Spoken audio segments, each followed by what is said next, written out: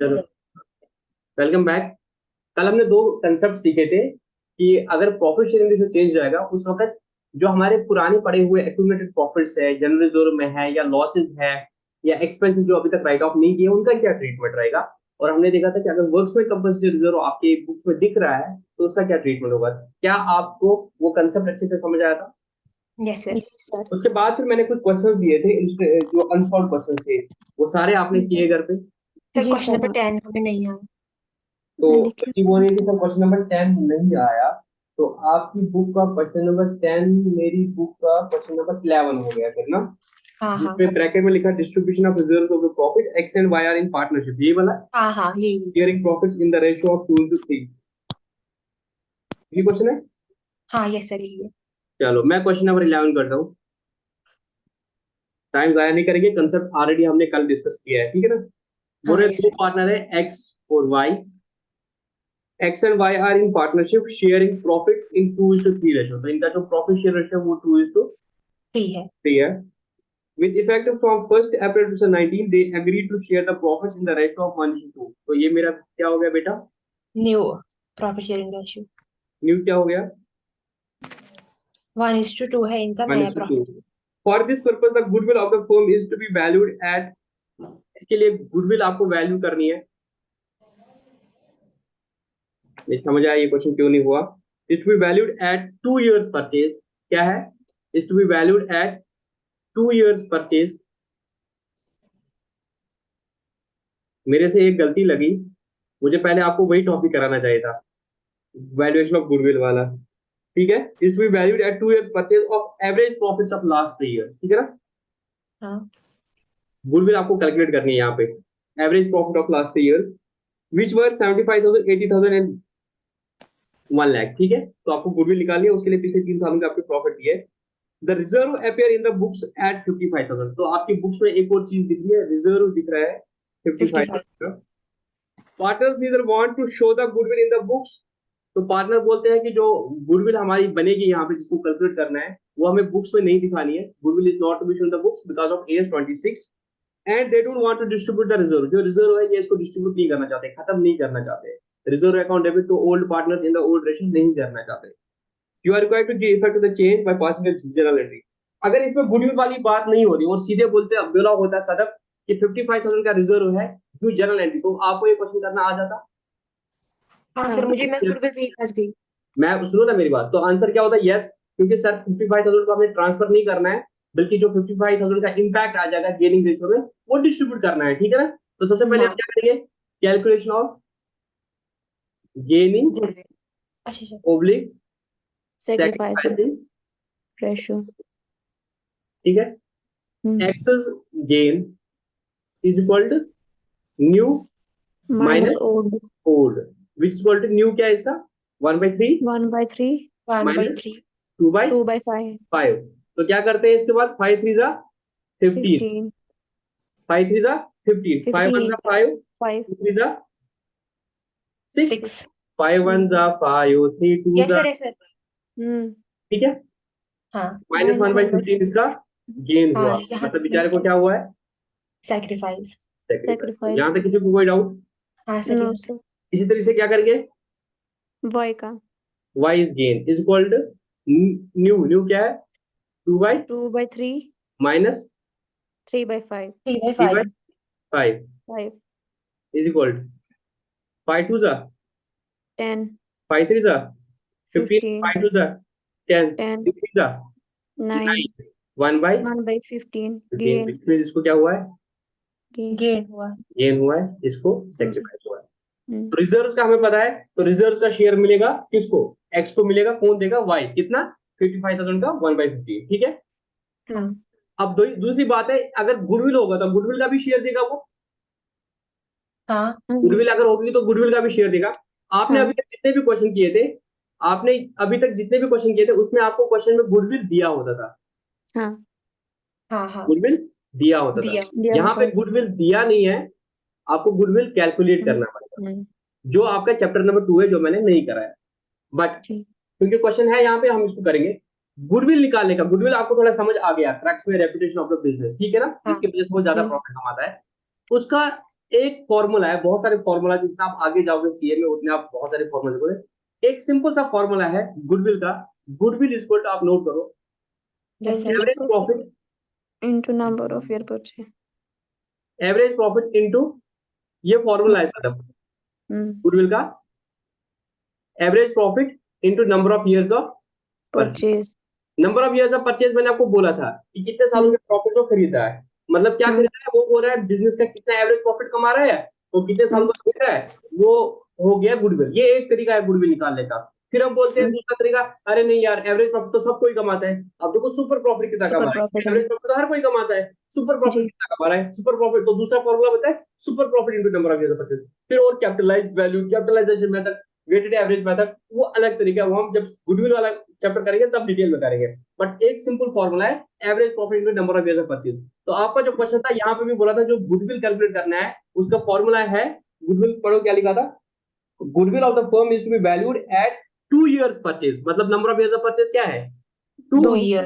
2 years purchase. को read करने की कोशिश करो प्लीज। हाँ। मुझे ये ना बहुत बुरा लग रहा है जब सिर्फ 2 ही बच्चों की या 3 ही बच्चों की आवाज आ रही है। मुझे समझ नहीं आ रहा। मैं जब छोटा था ना तब मैं देखता था लड़कियों का कॉन्फिडेंस कम होता था, लड़कियां नहीं बोलती थी और बच्चे, लड़के जो होते थे वो बोलते थे।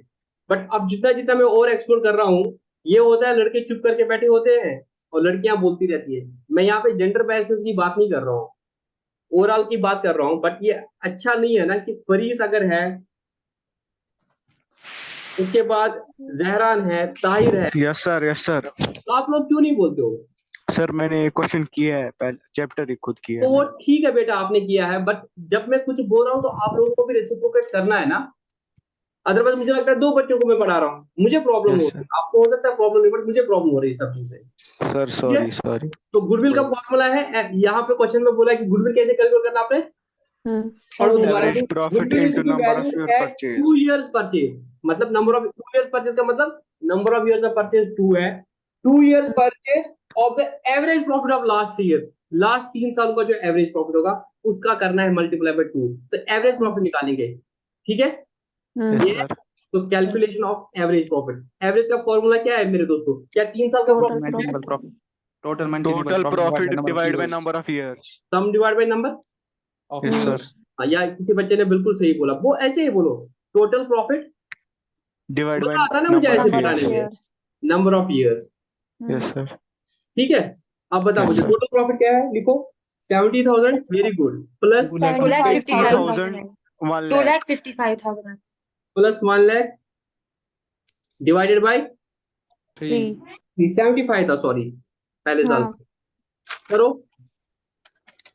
2,55,000 डिवाइड बाय 3 कितना हुआ, 85,000. 85,000। अब इसको फॉर्मूला में डालो, 85,000 85,000 इंटू into 2। 2 कोता को 1,70,000. 1,70,000। तो अब आपको दो चीजें आ गई बेटा, क्या आ गई आपका, General reserve. आपका एवरेज गुडविल है, एवरेज हाँ. प्रॉफिट और गुडविल। नहीं नहीं Average गुडविल तो आ profit. गया ना, नहीं, goodwill और reserve. बिल्कुल। गुडविल कितना आया, 1,70,000. 1,70,000। और रिजर्व कितने हैं, 55,000. 55,000। ये दोनों पार्टनर्स की मेहनत है आज तक की। हाँ. ये टोटल Yes, कितना sir. हुआ, 2,25,000। 1,25,000. हाँ. मेरे दोस्तों ये 2,25,000 उनका शेयर था जो कायदे से ओल्ड प्रॉफिट रेशियो में डिस्ट्रीब्यूट होना चाहिए था, 2:3 में। बट आपने बोला कि हम इसको डिस्ट्रीब्यूट नहीं करेंगे, तो फ्यूचर में किस रेशियो में डिस्ट्रीब्यूट हो जाएंगे, Gaining और sacrificing. 1:2 में। फ्यूचर में जब डिस्ट्रीब्यूट करेंगे अच्छा, 1:2 हाँ. में करेंगे, तो उसमें क्या हो Yes, जाएगा, sir. जिस बेचारे को सेक्रीफाइस हो रहा है एक्स को, इसको नुकसान हो जाएगा। इसको आज मिलता 2,25,000 का 2/5, बट कल को इसको बेचारे को मिलेगा 1/3, तो इसको नुकसान हो रहा है, तो इसको कौन कंपनसेट करेगा, गेनिंग पार्टनर। Gaining partner.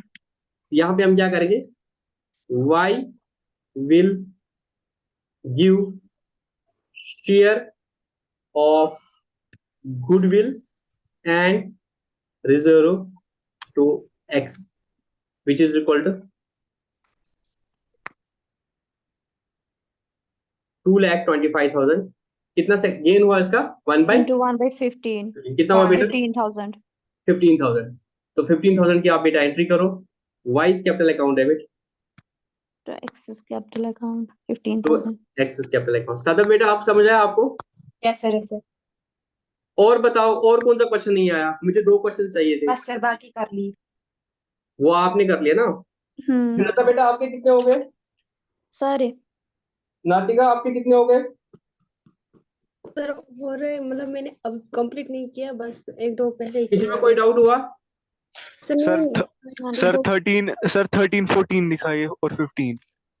वहां तो पहुंचे ही नहीं आप अभी रिवैल्यूएशन मेथड में। वो कहाँ भी पढ़ा हमने। वहां तो नहीं चलो पहुंचे बेटा अभी। मैंने यस सिर्फ सर। रखा था आपकी बुक में शायद क्वेश्चन नंबर 11 होगा। आपकी बुक में क्वेश्चन नंबर 11 तक मुझे रखा था। ठीक है। जी सर। अच्छा, मैं हाँ, सर। वर्कफुल कंपनसेशन का अभी इसमें कोई क्वेश्चन नहीं है अनसॉल्व में, तो एक सॉल्व क्वेश्चन करते हैं वर्कफुल कंपनसेशन का। ठीक है बेटा। ठीक ठीक।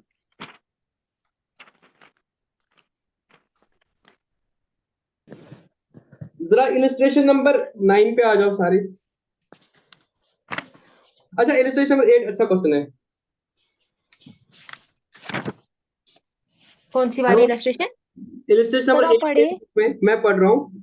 X, Y, Z are partners in 3:2:1 ratio.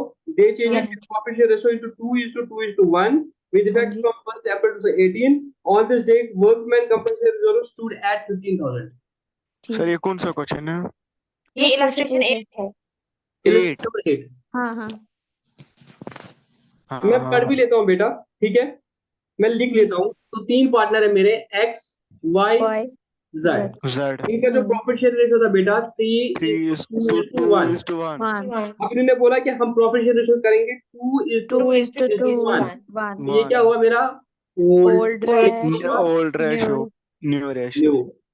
On this date workman compensation reserve, तो इस दिन मेरा क्या है बेटा? वर्कमैन कंपनसेशन रिजर्व जो बैलेंस शीट में दिख रहा है 15,000। 15,000 का। Show the 15,000। accounting treatment when workman compensation reserve account when there is no liability on this account. तो केस वन क्या है? No liability. बेटा जब नो लाइबिलिटी है आया तो समझ। उस केस में क्या है? इस 15,000 को क्या करेंगे?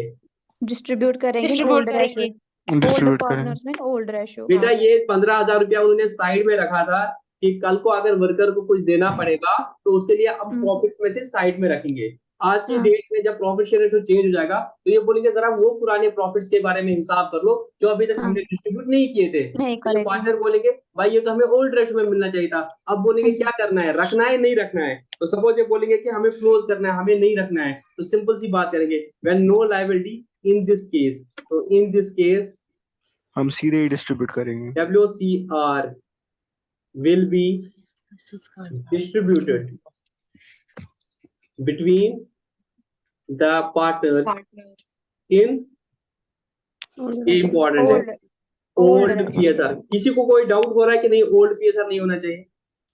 तो एंट्री नो क्या हो सर। जाएगी? एंट्री क्या हो जाएगी? Workman compensation reserve reserve account debit. X's capital to Y's capital account. X's capital account to Y's reserve. ये क्रेडिट बैलेंस होता है इसका, इसको खत्म करेगा तो डेबिट करेंगे और ये प्रॉफिट। हाँ बेसिकली ये पार्टनर्स को जाएगा तो पार्टनर्स कैपिटल अकाउंट क्रेडिट करके, तो एक्सेस कैपिटल अकाउंट तो Y's capital account capital account to capital 3:2:1।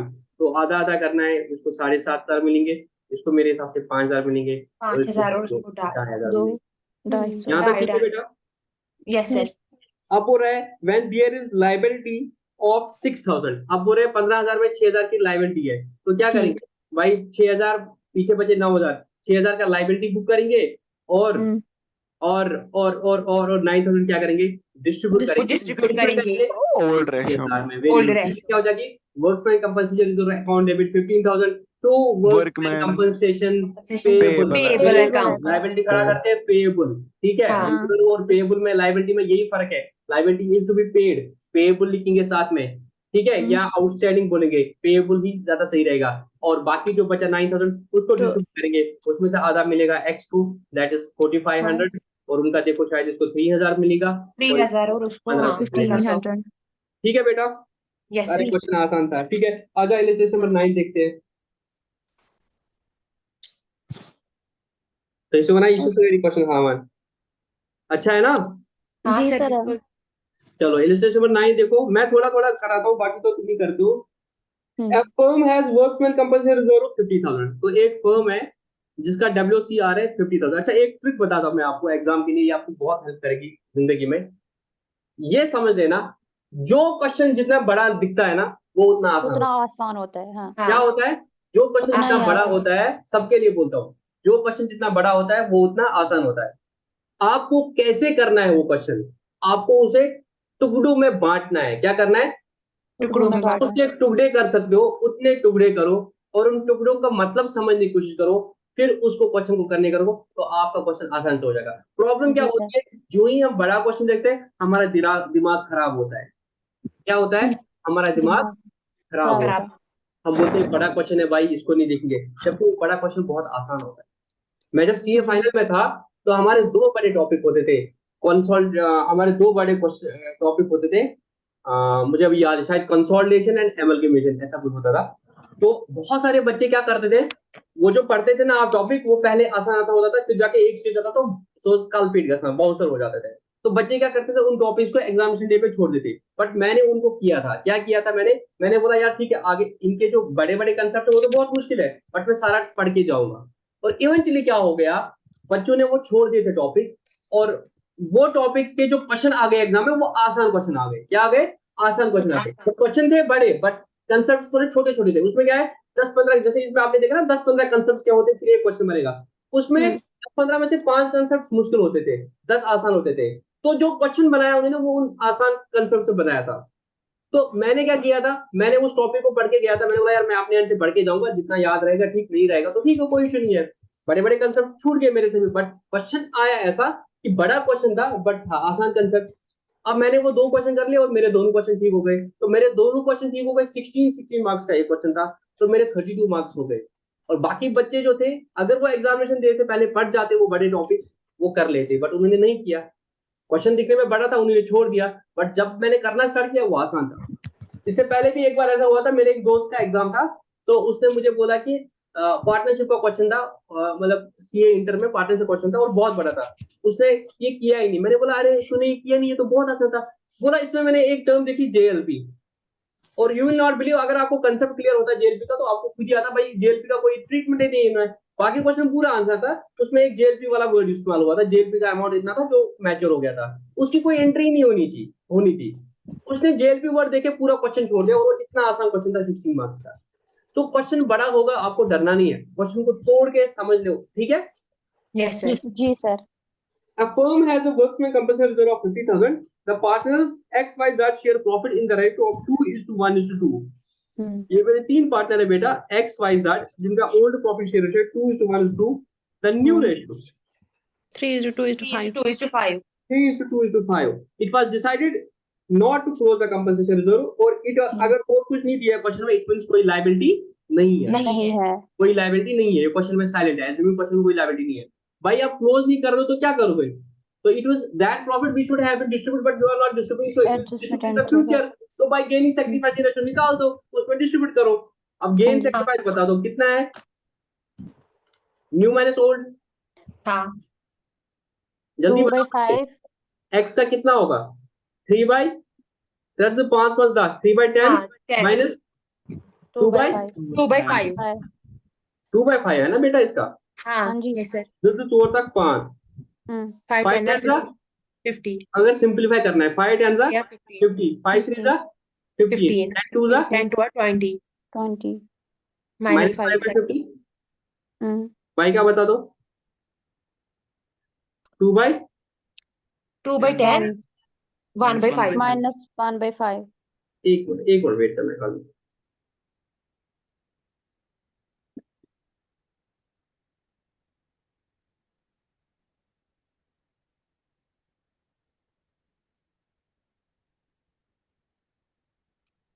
हाँ, 2/10 माइनस 1/5. 1/5. 1/5, सॉरी 2/10 था।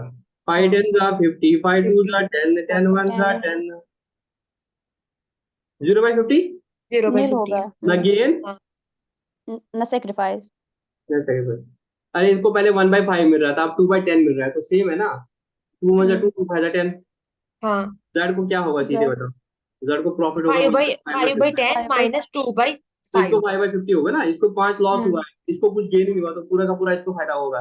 तो इसमें क्या होगा, Z will compensate to X. तो एंट्री क्या हो जाएगी, Z capital account That debit is capital account debit to to Y Axis capital account. capital. कितना? Access के। 50,000 का Axis. 5/50 हम्म।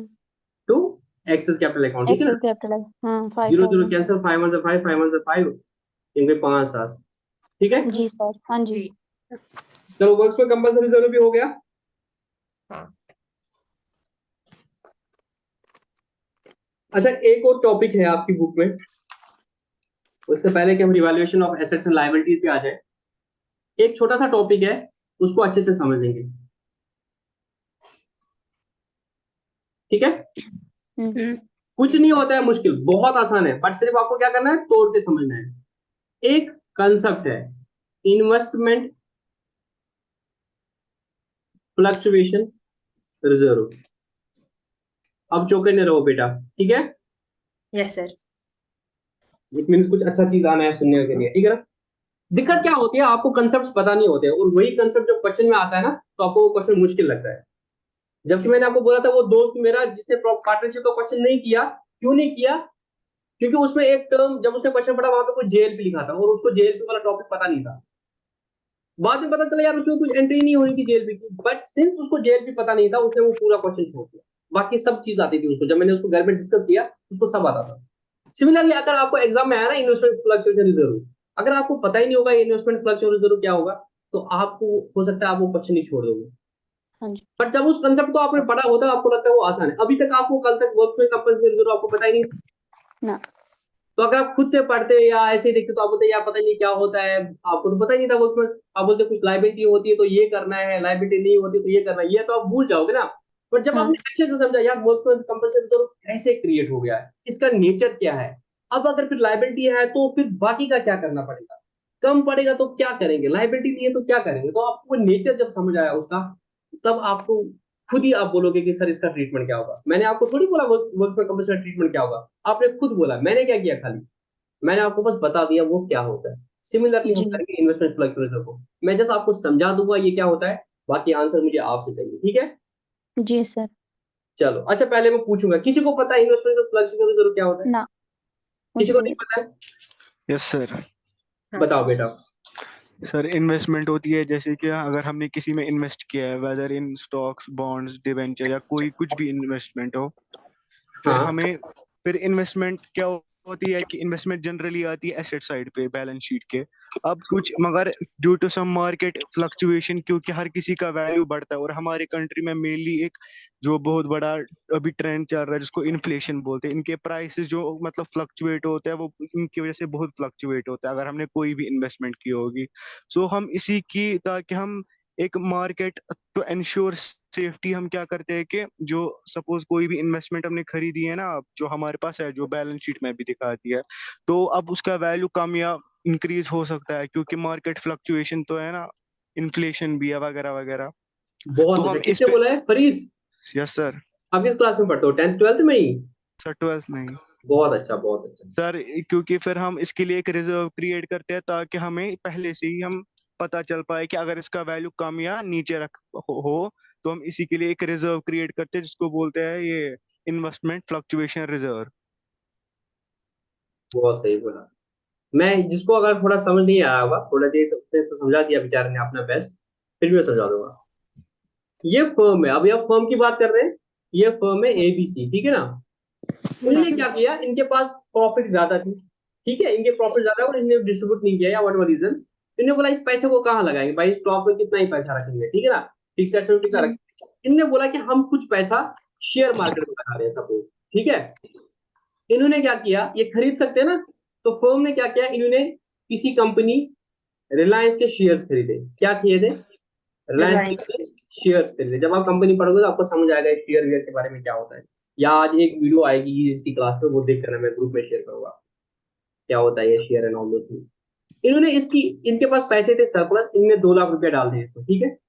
हम्म तो अब इन्होंने क्या रखा, इन्वेस्टमेंट, इसको नाम एंट्री क्या कर दी, investment account debit, investment in share of Reliance account debit 2 lakh to bank account, हाँ ठीक है।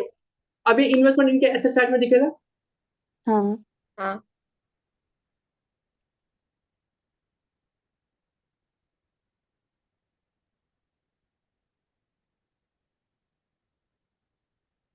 इन्वेस्टमेंट 2 लाख। देखो अगर आप एफडी करोगे तो आपको पता ही है यार एफडी में क्या होता है, जब आप फिक्स डिपॉजिट करते हो उसमें पता ही है बैंक बोलेगा इंटरेस्ट रेट 5% है या 6% है, तो हर साल बढ़ेगा ही बढ़ेगा, तो वहां पे लॉस होने का चांस नहीं है।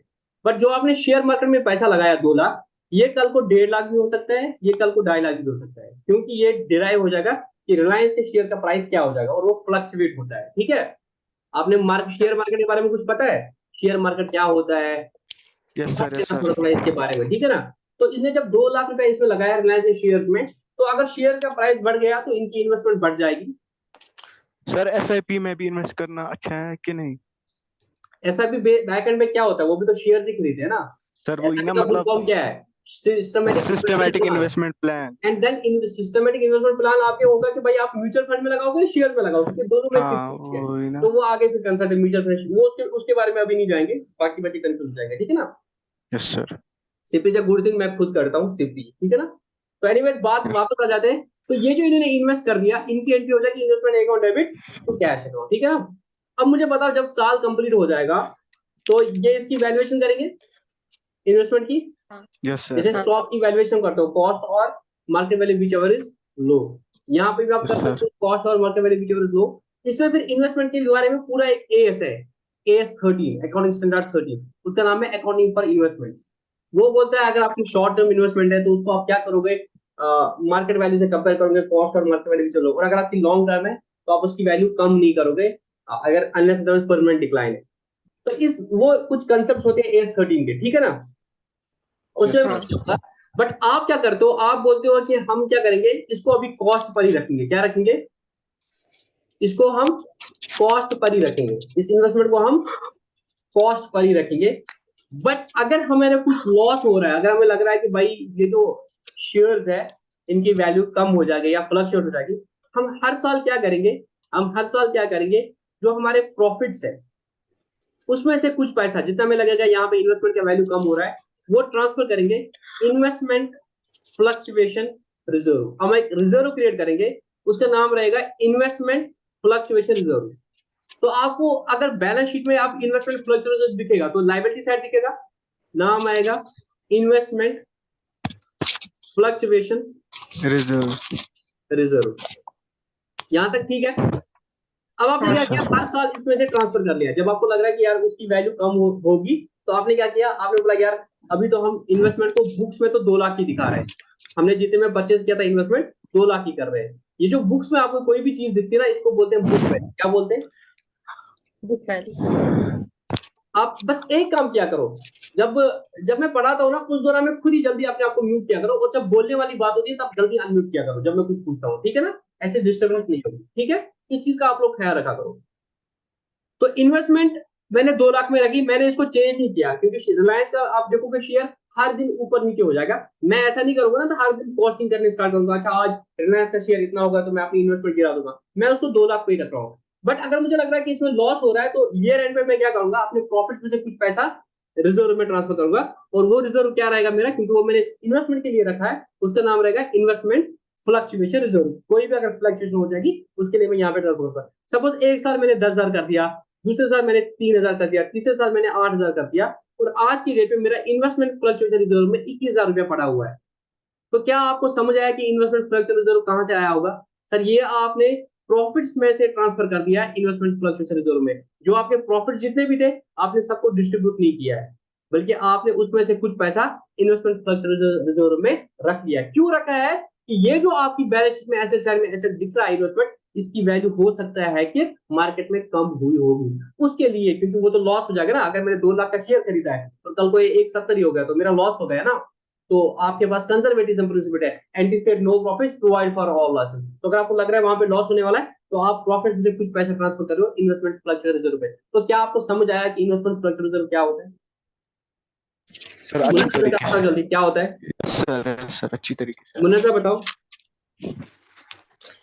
सर ये इन्वेस्टमेंट फ्लक्चुएटिंग रिजर्व हमें इसलिए क्रिएट करते हैं कि अगर हमने किसी कहीं जगह पे इन्वेस्ट करा हो तो एज अगर जो एक्सटर्नल एनवायरनमेंट होता है उससे क्या होता है कि कुछ चेंजेस आती है जिसकी वजह से है उनका वैल्यू जो होता है वो फ्लक्चुएट होता रहता है, ऊपर नीचे होता रहता है। तो इस चीज को कंपनसेट करने के ऊपर के लिए लिए हमें हम टेंशन नहीं है, टेंशन है अगर हमारा नीचे हो जाएगा। नीचे होगा। नीचे हो हाँ। जाएगा तो लॉस हो जाएगा हमें। हम्म। भाई मैंने शेयर 2 लाख के खरीदे और कल ये 180 के हो गए, तो आप बोल रहे हो फर्म को लॉस हुआ 20,000 का। बट अभी तो हम इसकी वैल्यूएशन नहीं कर रहे हैं, हम 2 लाख पे रख रहे हैं, बट हम रिजर्व क्रिएट करने जा रहे हैं, मतलब हम प्रॉफिट में कुछ पैसा कम कर रहे हैं। Anticipate no profit provide for all other, तो वो सारा क्रेडिट बैलेंस रहेगा इन्वेस्टमेंट फ्लक्चुएट रिजर्व में। और जिस दिन फिर हम इन्वेस्टमेंट को बेचेंगे, जिस दिन इसको इन्वेस्टमेंट को, सपोज कुछ नहीं हुआ है, चेंज इन पीएसआर भूल जाओ, और मैंने इस इन्वेस्टमेंट को बेच दिया, ठीक है ना, आज तक मैंने इसका रिजर्व क्रिएट रखा है 21,000, और आज मैंने इसको बेच दिया। अगर मैं इसको आज सेल कर रहा हूँ, अगर मैं इसको सेल कर रहा हूँ, दो चीजें, तीन चीजें हो सकती है। पीएसआर भूल जाओ, पार्टनरशिप भूल जाओ, मैंने एक इन्वेस्टमेंट की थी 2 लाख की, इसके लिए मैंने अभी तक रिजर्व क्रिएट किया 21,000 की, लॉस हो सकता है। जब मैंने इसको बेच दिया, सपोज मैंने इसको 2 लाख का ही बेच दिया, अगर मैंने इसको 2 लाख का ही सेल कर दिया तो एंट्री क्या हो जाएगी? अगर मैंने इन्वेस्टमेंट को 2 लाख का बेचा तो एंट्री क्या हो जाएगी? Bank account debits to investment fluctuating reserve account. Bank account debit 2 lakh रुपया, मेरे को 2 लाख रुपया आ गए। Yes, sir. अरे जी सर। सिंपल है ना, 11th का लेक्चर याद करो, आपने इन्वेस्टमेंट जो आपने पढ़ी थी बैलेंस शीट में 2 लाख की, वो 2 लाख की बेची, तो एंट्री क्या होगी? आपके पास पैसा आया, बैंक अकाउंट डेबिट गया, क्या गई सर? ये इन्वेस्टमेंट एसेट चला गया, credit what goes out to investment account. आपकी इन्वेस्टमेंट चली गई ना, हाँ जी। हाँ yes sir. 2 लाख रुपया खत्म, टाटा हाँ। Bye bye. Bye bye. अब आप बोलोगे भाई इस रिजर्व की कोई जरूरत है? भाई ये नहीं। इन्वेस्टमेंट के लिए रखा था कि वहां पे अगर कुछ लॉस होगा तो उसके लिए रिजर्व क्रिएट करेंगे, उसकी जरूरत तो खत्म हो जब गई। investment- इन्वेस्टमेंट को आपने बेचा तो 21,000 का 21,000 क्या है? आपका अनडिस्ट्रीब्यूटेड प्रॉफिट था, इसको वापस करो ट्रांसफर, तो इसकी एंट्री हो जाएगी investment fluctuation reserve account debit.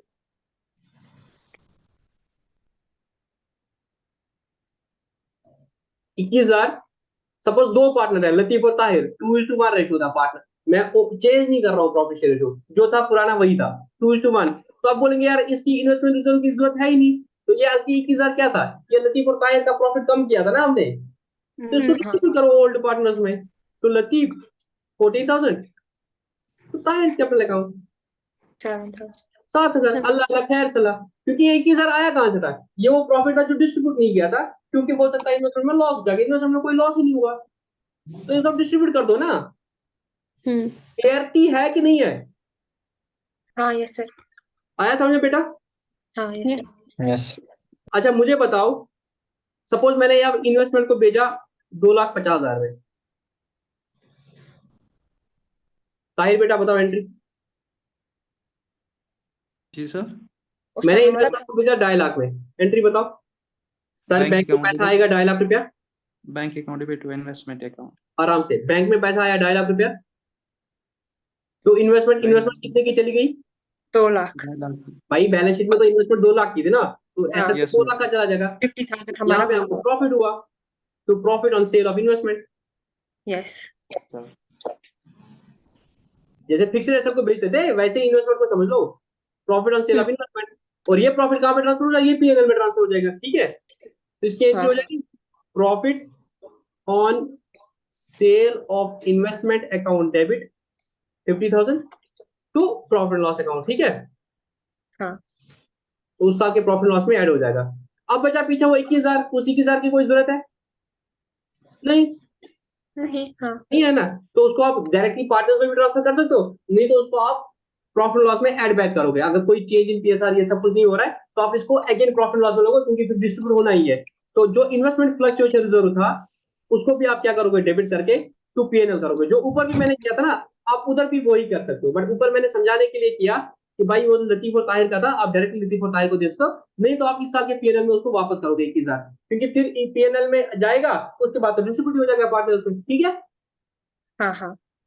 अब मुझे बताओ, अगर आपने ये क्या हुआ मेरे दोस्तों, लॉस में भेजा, 1,80,000 में भेजा, उस केस में क्या हो जाएगा? Bank account Bank debit account debit Profit 1,80,000 and loss. to loss on bank account debit 1,80,000, कोई डाउट नहीं, तो हाँ. इन्वेस्टमेंट अकाउंट 2 लाख रुपीस, यहाँ और पे वहाँ पे हो आप जाएगा वो डेबिट. लॉस हो Profit on गया, लॉस नहीं, on loss on sale sale of of investment account debit. Account debit 20,000. अब ये जो लॉस है ये पीएनएल में पूरा राइट ऑफ नहीं करेंगे, क्यों? आपने एक रिजर्व क्रिएट रखा था, इन्वेस्टमेंट फ्लक्चुएशन रिजर्व, जिसमें 21,000 है, तो आप एंट्री करोगे investment fluctuation reserve account debit.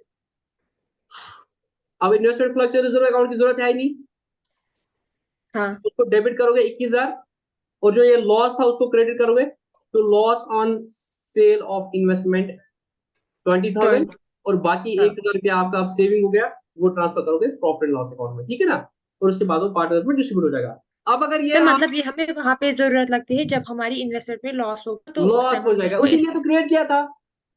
हाँ। तो अगर अब लॉस सर इस ज्यादा होगा, थोड़ा सपोज स्क्रॉल कीजिए नीचे। बताओ बेटा। सर मुझे उतारना था इसीलिए। लिखो, जब लिखोगे तब मुझे बता देना। ठीक है सर।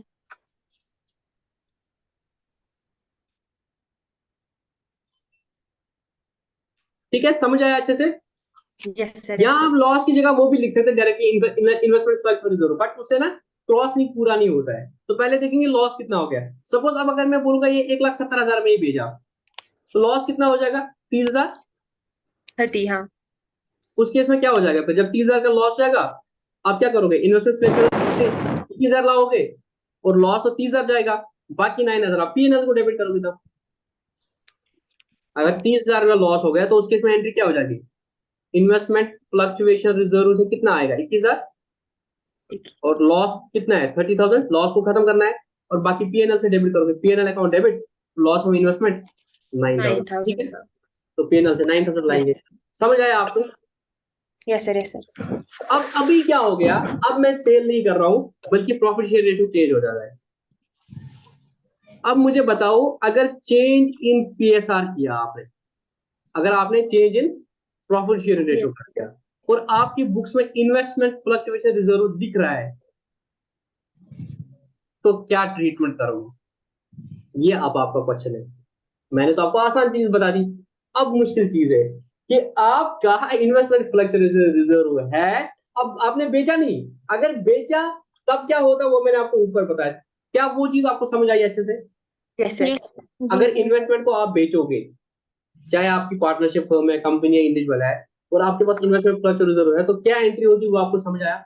हाँ। Yes sir. अब मुझे बताओ, आपने बेचा नहीं, इन्वेस्टमेंट वहां की वहां पड़ी हुई है, बट आपका प्रॉफिट शेयर हाँ। रेशियो चेंज हो जाएगा। तो उस केस में क्या करोगे, वो बहुत इंपॉर्टेंट है। उस केस में क्या हो जाएगा वो आपको मैं बताता हूँ। तो आपको क्या करना है इन्वेस्टमेंट फ्लक्चुएशन रिजर्व के बारे में, जब आपका प्रॉफिट शेयर रेशियो चेंज हो जाएगा, रिकॉन्स्टिट्यूशन हो जाएगा, उसमें आप तीन चीजें देखो।